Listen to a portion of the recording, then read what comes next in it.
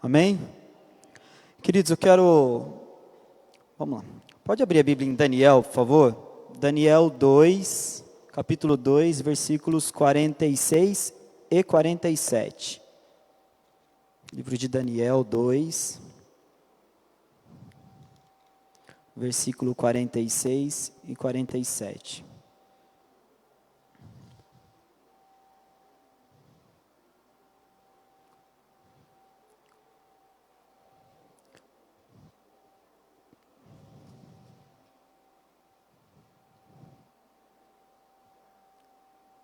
Amém? Todos encontraram?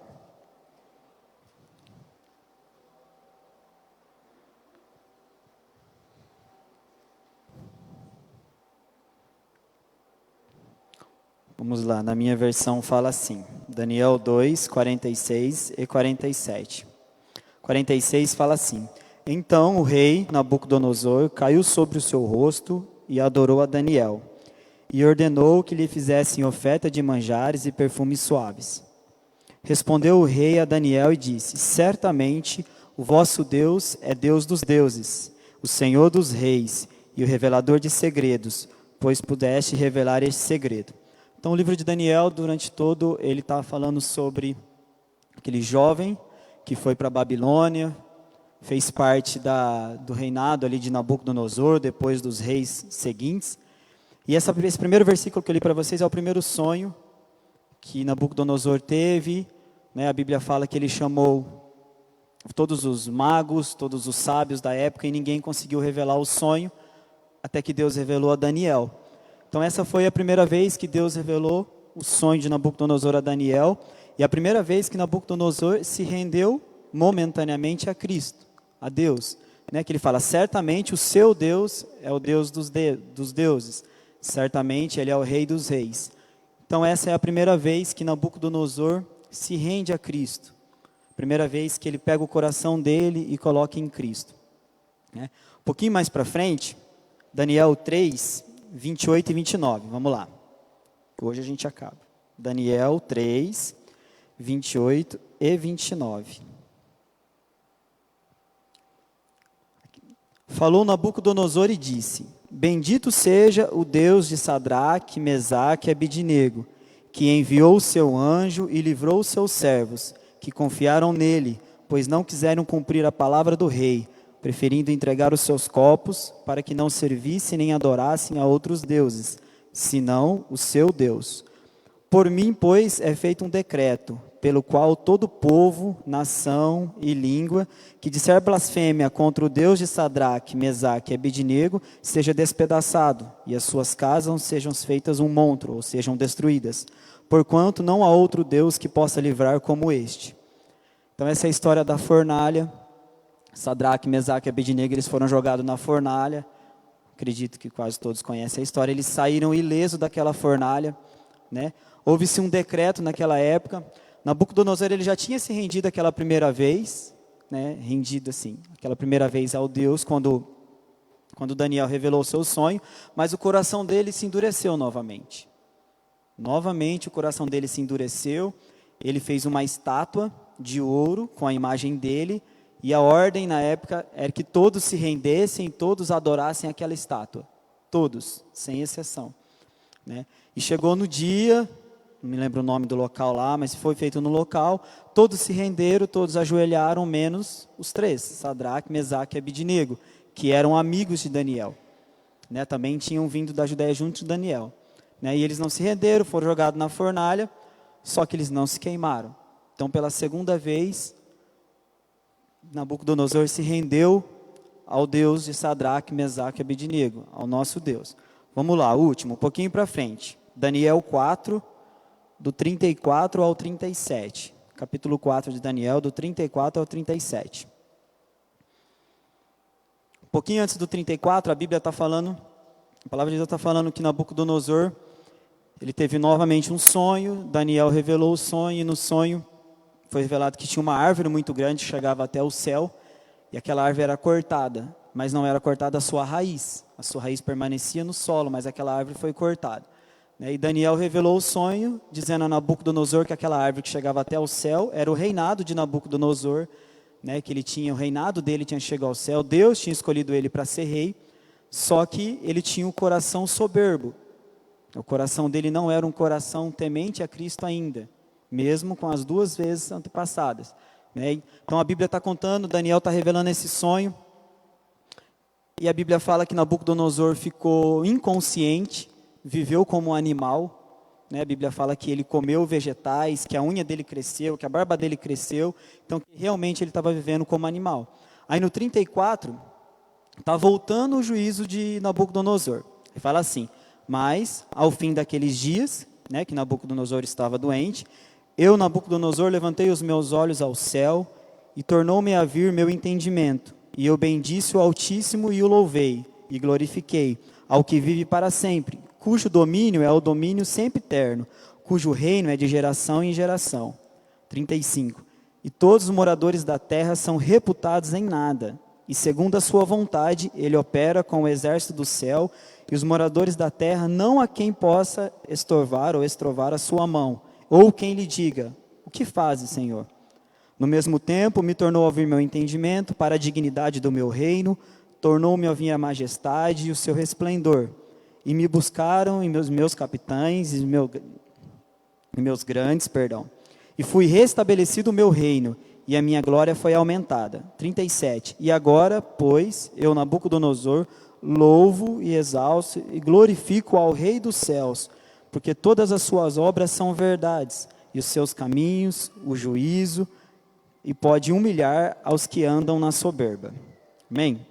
Então essas foram as 3 vezes que o livro de Daniel está falando, as 3 primeiras vezes que Nabucodonosor recebe algo de Deus, endurece o seu coração, depois recebe algo de Deus novamente. A palavra de Deus nessa noite veio mostrar para nós a importância de nós termos um coração rendido aos pés de Cristo. O quão faz diferença nós termos um coração rendido aos pés de Cristo ou um coração soberbo. A palavra de Deus, durante 3 vezes, um homem e um rei, né? O primeiro sonho, para os irmãos que não conhecem muito a história, o primeiro sonho, ele não contou o sonho para ter o que significava o sonho. Ele chamou todos os sábios, os mestres, e ele falou: quem revelar o meu sonho vai ter presentes, tá. Ninguém revelou. Como que ia revelar? Ninguém sabia o que ele tinha sonhado. Não foi só a interpretação no primeiro sonho, né? Ele deu uma ordem que matassem todos os sábios da época, mas Daniel teve uma revelação de Cristo. Então Nabucodonosor, sendo rei da primeira vez, ele já viu que era Deus. Ele já teve a experiência do Deus, porque Daniel falou o sonho dele sem ele ter falado. Daniel contou o sonho e contou o que significava. No segundo ainda ele já contou o sonho, mas na primeira vez já era o suficiente para ele ter se rendido a Cristo. Na primeira vez já era o suficiente para o coração dele ter parado ali, ter se rendido, ter se convertido e ter seguido aquele Deus, porque foi fiel, porque revelou o seu sonho. Então a palavra de Deus nos ensina que um coração contrito, tem o caso de Davi, aconteceu tudo que aconteceu com Davi, nós escutamos um pouco sobre Davi lá o pastor Fábio falou, Fabinho, falou sobre Davi, e mesmo tudo que aconteceu, a Bíblia fala que Davi era um homem segundo o coração de Deus. Por quê? Porque o coração dele era rendido a Cristo.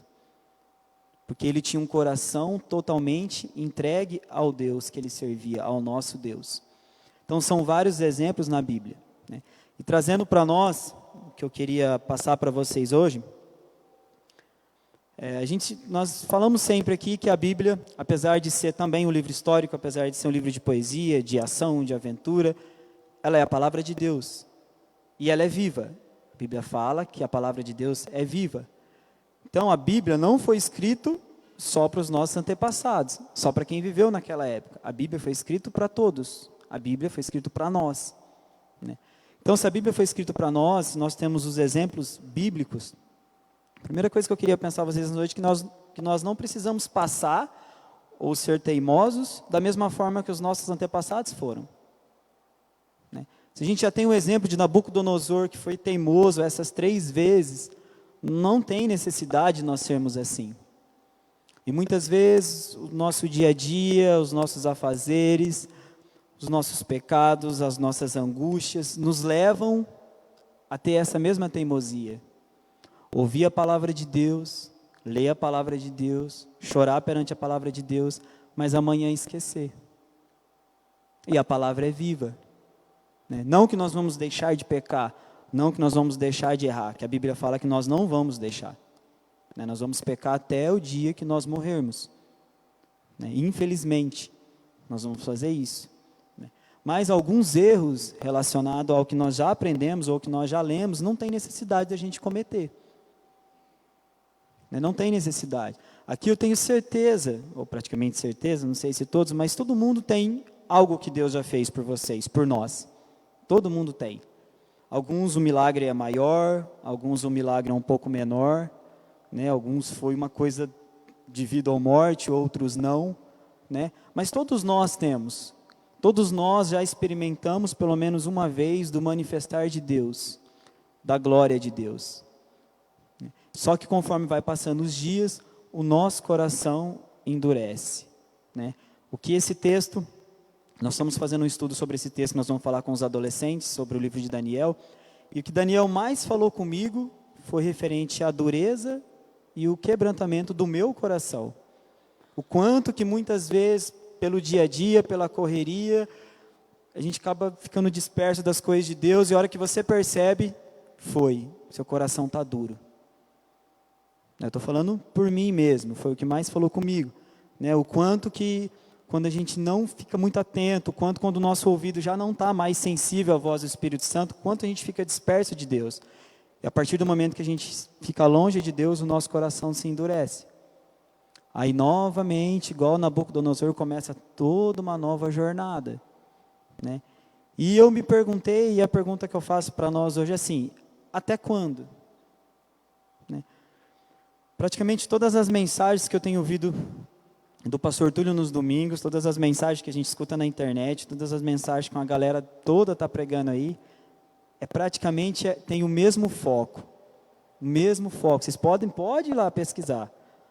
Até o Cláudio Duarte, que é mais engraçado, faz um stand-up lá, a mensagem sempre é da mesma forma. Até quando nós vamos aceitar ser superficial? Né? Até quando que o nosso Brasil não vai ter um avivamento? Até quando que as nossas igrejas não vão ter um avivamento? Então, podem perceber, eu presto atenção, às vezes o pastor Túlio falando o título das mensagens, sobre as mensagens, normalmente é o mesmo foco. Qual é o foco? Deus quer nos avivar. Deus quer fazer algo diferente para nós. Deus quer mudar a nossa história. Enquanto igreja, enquanto pessoa, enquanto país, Deus quer fazer. Não sei se é com o Bolsonaro que ele vai fazer, se é com o próximo, se é daqui, não sei quando é. Eu sei que Deus vai fazer, porque como Deus é um Deus educado, não existe ninguém mais educado que Deus, Deus vai fazer quando nós permitirmos. E para a gente permitir Deus na nossa vida, o nosso coração tem que estar quebrantado. Com o coração duro, ninguém consegue ouvir a Deus, ou na sua essência. Ninguém consegue discernir o que o Espírito quer falar com o coração duro. Isso serve para a nossa vida. Com o coração duro a gente não consegue perdoar. Com o coração duro a gente não consegue dar um bom dia que vai mudar a vida de alguém. Com o coração duro a gente não faz nada. O que a gente vai fazer com o coração duro? Reclamar, blasfemar. É isso que a gente faz com o coração duro. Né? Porque o coração ele vem movendo as nossas emoções, ele vem movendo tudo que a gente pode falar. E prestando atenção na semana do retiro, aí eu vou fazer um link com o livro de Daniel com o nosso retiro. Eu fiz essa pergunta para os jovens sábados, né? O porquê que no retiro, normalmente, né, não estou falando todo mundo, mas porque normalmente, eu vou falar da igreja. A igreja se derrama nos retiros, que foi o que nós vimos lá. Por que normalmente nos retiros parece que o mover de Deus é diferente, parece que é maior, parece que a gente recebe mais? Por que no retiro é assim e nos nossos dias, no dia a dia, nos nossos cultos não é assim? O porquê? Por que os nossos dias? Romanos 12:1 vai falar que Cristo está pedindo que a gente entregue o nosso sacrifício vivo, racional a Deus. Algumas versões falam, tudo o que fazeis, façam para Cristo, seja comer, seja beber, depende da versão. O porquê? Porque no retiro, normalmente, nós passamos ali 3, 4 dias fazendo tudo para Cristo. Certo? A gente vai tomar café, tá aquela comunhão gostosa, não tem ninguém xingando pai, mãe, filho, não tem. Tá aquela galera ali, legal, toma café junto, ora junto. Aí tem o culto da manhã. Aí depois tem o almoço, aí ora junto, almoça junto, tá tudo muito legal. Aí tem as brincadeiras da tarde, aí tem que tomar cuidado, não fala palavrão, não fala isso, não fala aquilo, porque a gente está no retiro, então não pode, não pode. Então, automaticamente a gente consagra, né, Zé? A gente jogou bet lá e o Zé não perdeu nenhuma, consagramos a vitória a Cristo. Ganhamos todas. Né? Chega a noite, tem o culto, certo? Então, consagramos o culto a Cristo. Aí vai dormir a galera, principalmente os jovens ali, ó, fica até 4, 5 horas da manhã vendo estrela, falando e conversando, então tem aquela coisa boa. Nós consagramos praticamente todo o nosso dia a Cristo. É simples. O mover de Deus é derramado, a gente entende que é maior ou menor por causa disso. Porque normalmente nos nossos dias nós não conseguimos consagrar tudo a Cristo. Né? Aí eu sei, a gente trabalha, a gente estuda, a gente faz isso. Mas Romanos 12:1 está pedindo para que tudo que formos fazer em razão, façamos a Cristo. Né? Então existe sim a possibilidade do nosso trabalho a gente adorar a Cristo. Existe a possibilidade de na faculdade adorar a Cristo. Existe a possibilidade de na escola adorar a Cristo, em casa. Né? Ainda teve um dia que nós sentamos lá, né, irmão Toninho? Nós sentamos lá para... Estava eu, o Mong e o Vinícius conversando sobre futebol, a gente achou que entendia sobre futebol. Aí sentou o irmão Toninho. Aí ele já começou a falar do Pelé, aí nós ficamos quietos e ouvimos, né? Porque não tinha nem o que a gente falar mais naquela hora. Aí depois o irmão Toninho falou, foi tão legal o bate-papo, né? É um bate-papo. Nós conhecemos um pouco mais o irmão Toninho, o Vini, que era o mais novo da história, conheceu algumas coisas também. Foi um bate-papo simples, mas agradável. Saímos felizes de lá, não foi, irmão Toninho? Fez bem para o irmão Toninho, fez bem para mim, fez bem para o Vini. Então são coisas simples, né, que nós possamos fazer no nosso dia a dia. Né? E à medida que a gente vai fazendo essas coisas simples, à medida que a gente vai entregando tudo para Cristo, as coisas na nossa vida mudam. As coisas, assim como mudava na vida de Daniel. Né? Lá em Romanos 12:2, ele fala assim, para que vocês não... se adequem, para que vocês não fiquem igual à cultura desse mundo. O finalzinho do versículo vai falar, para que não vos conformeis com a cultura deste mundo. Né? Quem lê o livro de Daniel, sabe que Daniel passou poucas e boas pelo nome de Cristo. A primeira ordem do rei, dada a Daniel, é que todos aqueles manjares fossem dados àqueles jovens sábios. Todos. O rei falou assim, tudo que eu comer, vocês vão dar para eles comerem também. Tudo. Imaginem a comida do rei. Né? O que Daniel, Sadraque, Mesaque e Abednego fizeram? Nós não queremos. Eu não quero me adequar à cultura desse rei. Me dê folhas, legumes, verduras, a gente vai comer isso. Aí ele fez um acordo com o cozinheiro falou, mas se você chegar com cara de doente para o rei? Daniel falou, não vou chegar. O mesmo Deus que eu sirvo vai me proteger. Aí a Bíblia fala que Daniel chegou, o rei viu os 4, e aí eles pareciam mais saudáveis que todos os outros que comeram todos aqueles manjares. Né? Não vos adequeis com a cultura deste mundo. Outros membros, outros participantes da Bíblia também, mas assim, Daniel chama muita atenção por isso. Porque ele tinha todos os motivos para deixar de servir a Deus. Todos os motivos. Né? Ele estava com o rei. Na época, Nabucodonosor era o melhor, o maior, ele estava com o rei. Ele poderia ter cedido aos caprichos do rei. Ele era sábio. Né? Mas o que ele sabia, servindo ao Deus que nós servimos?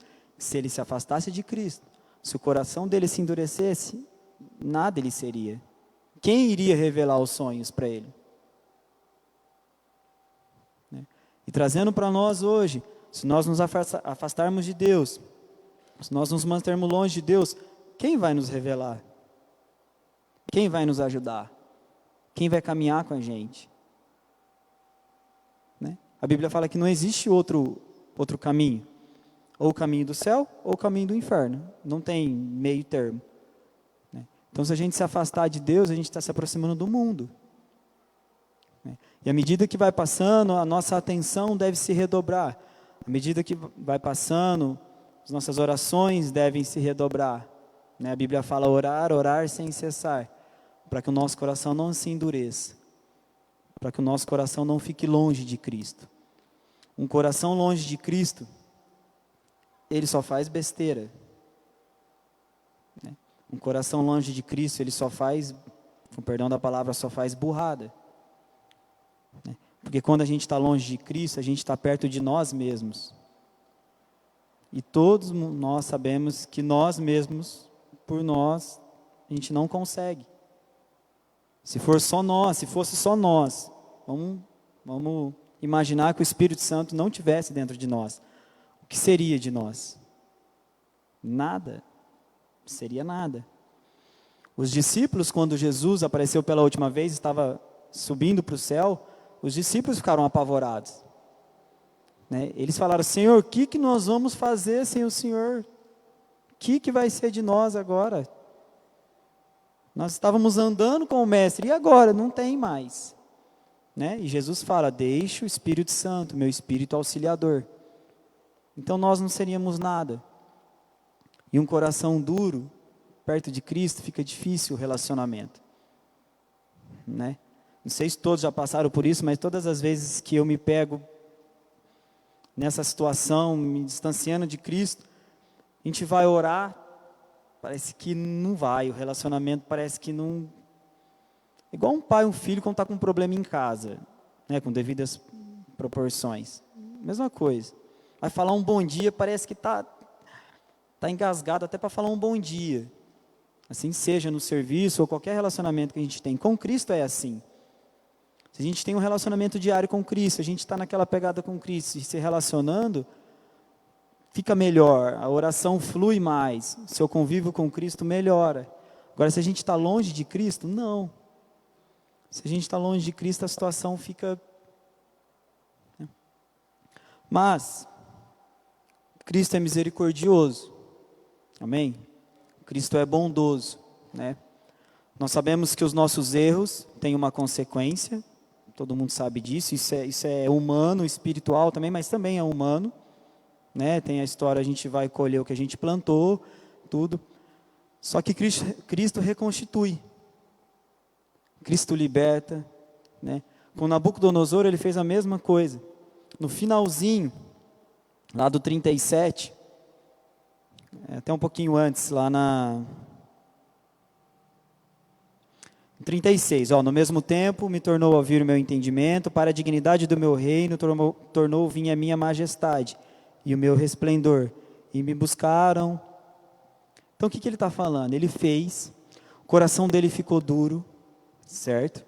Durante 3 vezes o coração de Nabucodonosor ficou duro, só que a partir do momento que ele entendeu a soberba do coração dele, a partir do momento que ele entendeu que nós não somos nada sem Cristo, que a humanidade nada é sem Cristo, Deus reconstituiu o reino dele. E ali não era simplesmente, eu perdi, sei lá, eu ficava de introdutor na porta, aí aconteceu alguma coisa, eu saí da igreja, agora eu voltei para a igreja e o pastor deixou novamente ficar de introdutor na porta. Não era isso, lá era um reino. Era um reino. Vamos pegar um exemplo, hoje a gente não tem rei aqui no Brasil, vamos pegar um exemplo do nosso presidente. Do nada o nosso presidente fica louco, sai na rua gritando louco, e deixa a barba crescer, e faz um monte de coisa. Aí, daqui a um tempo, ele simplesmente, não, voltou o meu entendimento agora. Aí o pessoal pega e coloca na presidência novamente. Simples assim. E a gente sabe que não é simples assim. Sabe que existe todo um protocolo, assim como existia lá. E Deus reconstruiu um reinado a Nabucodonosor. Mesmo com tudo que tinha acontecido, Deus constituiu um reinado. Segunda coisa, e última que eu quero falar para vocês hoje. Deus pode reconstruir qualquer coisa na sua vida e na minha vida. Qualquer coisa. Muitas vezes por causa dos nossos erros, muitas vezes por causa dos nossos pecados, a gente acha que Deus nos abandonou, a gente acha que Deus não está mais com a gente acha que a gente não presta. E na verdade a gente não presta mesmo, se não fosse Deus estava certo. Se a gente não tivesse Cristo, se Cristo não tivesse morrido na cruz por nós, todos esses pensamentos estariam corretos. Nós temos sim um padrão de vida a seguir. né? Acredito que todos nós já sabemos já. Nós temos um protocolo de vida a seguir. A Bíblia nos fala. A Bíblia nos ensina como que nós devemos seguir. A Bíblia nos ensina como deve ser o nosso procedimento, o nosso comportamento. Não é disso que eu estou falando. É que a gente pode fazer de qualquer jeito, se arrepender. Não é isso. Né? Que eu estou dizendo que Deus não é limitado aos nossos erros. Deus não é limitado ao nosso coração. Deus é Deus. E Ele pode fazer o que Ele quiser. Independente da pessoa. Independente do que a pessoa fez. Independente do lugar. Né? Por que eu falei do retiro? Muitas vezes nós tentamos limitar Deus a 4 paredes. Muitas vezes nós fazemos isso. Né? Nós viemos na igreja não pode vir de bermuda e de boné. Mas na rua pode, mas na igreja não pode. Aí lá no retiro, chorando, Deus derramando, o Espírito de Deus caindo, fogo do céu caindo, que foi a primeira oração do pastor Túlio para derramar fogo do céu, todo mundo de short e chinelo. Deus é limitado a 4 paredes? Não é. Existe uma decência para você vir na igreja? Existe uma roupa decente? Existe, você sabe qual que é, o Espírito Santo vai te falar qual que é. Se olhar no espelho, não dá, então não vou, Espírito Santo. Pede auxílio para o Espírito Santo. Não é o pastor Túlio, não sou eu, não é ninguém que vai te falar, é o Espírito Santo que vai te incomodar. Né? Mas Deus não é limitado a 4 paredes na nossa igreja. Como Deus não era limitado lá no retiro. Né? E Deus falou, todo mundo que foi, eu tenho certeza, se prestou atenção, se abriu um pouco seu coração, Deus falou com todo mundo. De formas diferentes, de jeitos diferentes, em lugares diferentes. Né? Deus falou através dos abraços, através das orações juntos. Né? O vídeo que a gente passou domingo mostrou, teve muito mais do que aquilo. Né? A gente, durante vários momentos do retiro, várias pessoas oraram junto, várias pessoas choraram junto. Eu mesmo, particularmente, fazia algum tempo que eu não chorava com Deus. E eu fui orar, orei um dia com o Bruno, choramos junto, orei um dia com os jovens, com o Tiago, choramos junto. Por quê? Porque a gente entende que com o coração perto de Cristo, o mover de Deus vem. A gente entende que com a nossa vida dedicada a Cristo, o mover de Deus vai. Várias pessoas poderiam testemunhar sobre conversão no retiro, sobre cura no retiro, seja ela física ou espiritual, sobre cura da família, né? Sobre uma melhora nos relacionamentos de casa, porque falou muito sobre família. Vários de nós poderíamos testemunhar sobre isso. Por quê? Porque nós nos entregamos, nós pegamos o nosso coração e deixamos lá. Né? E a advertência que Deus fez para mim, e eu quero deixar para vocês hoje. Vamos tentar fazer isso nos nossos dias. Eu fiquei imaginando no retiro, eu fiquei imaginando como seria se todo culto nosso fosse assim. O derramar daquela forma, a conversão daquela forma, a cura daquela forma. E tudo isso é para nós. Não é para a Bíblia, não é só para os povos antigos. Ou igual o pastor Túlio bem lembrou, não é só que a gente vê na TV. Né? A galera, os jovens, aí a gente vive vendo o que essa galera está fazendo, o Alessandro, o Rodolfo, a Laura e esse povo todo que está pregando no mundo inteiro por aí, e a gente fica olhando, achando que eles são extraterrestres. E eles não são. Eles são iguais a nós. Né? Só que eles fizeram uma coisa bíblica e muito importante. Eles estão pagando o preço por almas. Eles pagam o preço por almas. Eles choram por almas. Eles jejuam por almas. Eles oram por almas. Nada, eles não estão fazendo nada de diferente. Eles não são melhores, eles não têm superpoderes, eles não são o X-Men, nada. Eles não estão fazendo nada diferente. Eles estão fazendo o que a Bíblia pede para fazer. E por que nós, Batista Gratidão Church, não podemos fazer? Por que que eu não posso fazer? Essa foi a pergunta que mais queimou no meu coração no último dia de retiro. Por que que eu não posso fazer? O que está me impedindo? Minha primeira oração depois que eu saí do retiro. Senhor, tira tudo de mim o que está me impedindo a viver isso constantemente. Lógico, volto a dizer, com os meus erros, com os erros que acontecem na minha vida, com os pecados que acontecem na minha vida, mas eu pedi para Deus, tira de mim tudo que me atrapalha a viver dessa forma com Cristo. E a minha oração, para a gente encerrar para vocês hoje, eu já vou orar, é isso, é que nós enquanto igreja, nós enquanto comunidade cristã, que nós possamos entender qual é a importância de ter um coração quebrantado a Cristo.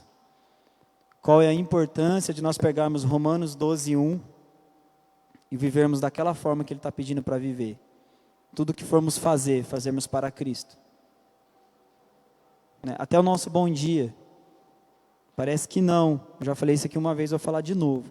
Parece que não, mas um bom dia pode mudar a vida e a história de uma pessoa. Um bom dia.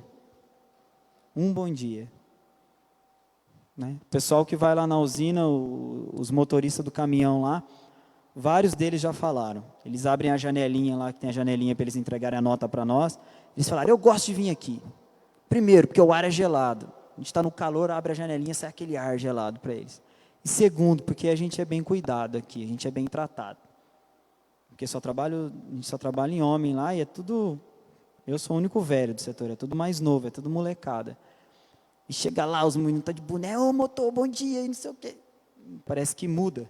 O motorista viajou 20 horas, 30 horas seguidas, eles chegam lá cansados. Lá não tem um lugar para eles tomar café, lá muitas vezes não tem um lugar para eles tomar banho. Então você imagina o humor deles. Mas eles se sentem bem. E talvez aquilo ali vai melhorar o dia deles. Aí a gente sempre conversa sobre isso internamente, independente de religião, a gente fala, a gente precisa tratar bem os motoristas. Porque é as únicas pessoas que a gente atende. Então vamos prestar mais atenção nessas coisas nos nossos dias.